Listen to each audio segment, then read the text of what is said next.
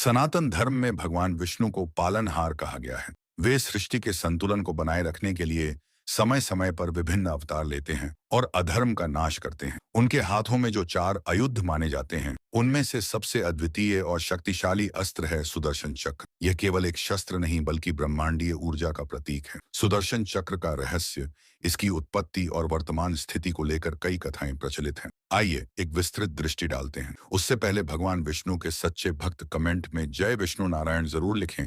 पौराणिक ग्रंथों के अनुसार जब दैत्य और असुरों का अत्याचार चरम पर था, तब देवताओं ने भगवान विष्णु से रक्षा की प्रार्थना की। तभी भगवान विष्णु ने महर्षि विश्वकर्मा को आदेश दिया कि वे ऐसा शस्त्र बनाएं जो अद्वितीय हो और जिसे कोई भी शत्रु परास्त न कर सके। विश्वकर्मा जी ने ब्रह्मांड की अग्नि, सूर्य की तपन और वेदों के मंत्रों से मिलाकर इस दिव्य चक्र की रचना की। यह चक्र 108 धारों वाला था और प्रकाश की गति से भी तेज गति से शत्रु का नाश करने की क्षमता रखता था। इसकी गति इतनी प्रचंड थी कि यह शत्रु का सिर धड़ से अलग करने में क्षण भर का भी विलंब नहीं करता। एक अन्य प्रसिद्ध कथा के अनुसार सुदर्शन चक्र भगवान विष्णु को स्वयं महादेव शिव से प्राप्त हुआ था। कथा है कि एक बार दानवों का आतंक इतना बढ़ गया कि देवताओं ने भगवान विष्णु से आग्रह किया कि वे उन्हें परास्त करें। विष्णु जी ने तब तपस्या करके शिव जी को प्रसन्न किया। शिव जी ने प्रसन्न होकर उन्हें सुदर्शन चक्र प्रदान किया और कहा, हे विष्णु, यह चक्र तुम्हें अधर्म और असुरों के संहार के लिए अजेय शस्त्र के रूप में मिलेगा।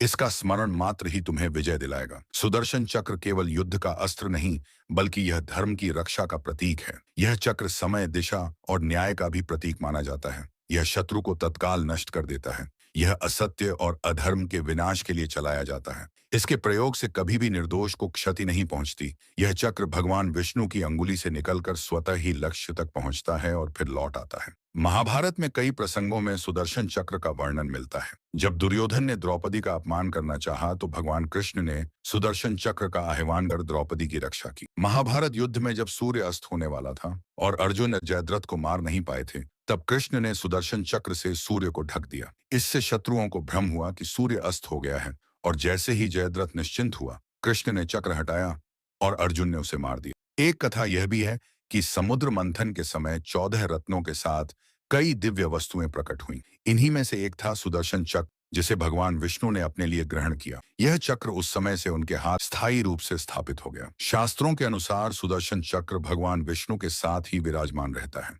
वैकुंठ लोक में भगवान विष्णु के दाहिने हाथ में सुदर्शन चक्र सदा शोभित रहता है। भारत के प्रमुख विष्णु और कृष्ण मंदिरों में सुदर्शन चक्र की प्रतिष्ठा की जाती है। विशेष रूप से जगन्नाथपुरी मंदिर और तिरुपति बालाजी मंदिर में सुदर्शन चक्र का दिव्य प्रतीक आज भी देखने को मिलता है। कहा जाता है कि जब जब अधर्म बढ़ेगा और विष्णु के अवतार को इसकी आवश्यकता होगी, यह चक्र स्वयं प्रकट होकर धर्म की रक्षा करेगा। सुदर्शन चक्र केवल युद्ध का शस्त्र नहीं बल्कि यह सर्वदृष्टि का प्रतीक है। सुदर्शन का अर्थ है शुभ दृष्टि या सही दृष्टिकोण। यह चक्र इस बात का द्योतक है कि हमें अपने जीवन में सदैव धर्म की ओर दृष्टि रखनी चाहिए। यह समय चक्र की भांति निरंतर चलता रहता है और हमें याद दिलाता है कि अधर्म चाहे कितना भी शक्तिशाली क्यों न हो, धर्म की विजय निश्चित है। कई विद्वान इसे ब्रह्मांडीय ऊर्जा और समय चक्र से जोड़ते हैं। यह प्रतीक है अनंत ऊर्जा का, समय के निरंतर प्रवाह का, धर्म और न्याय के अटल सिद्धांतों का। सुदर्शन चक्र भगवान विष्णु का सबसे दिव्य अस्त्र है, जो केवल शस्त्र ही नहीं बल्कि धर्म, समय और सत्य का प्रतीक है। इसकी उत्पत्ति विश्वकर्मा, समुद्र मंथन और शिव कृपा से जुड़ी कथाओं में मिलती है। यह चक्र वैकुंठ में सदैव विष्णु जी के साथ रहता है और जब जब पृथ्वी पर धर्म संकट में होता है, तब यह चक्र भगवान के अवतारों के साथ प्रकट होकर अधर्म का नाश करता है। इस प्रकार सुदर्शन चक्र का रहस्य यह है कि यह केवल भगवान विष्णु का शस्त्र नहीं बल्कि सनातन धर्म की रक्षा और सत्य की विजय का शाश्वत प्रतीक है।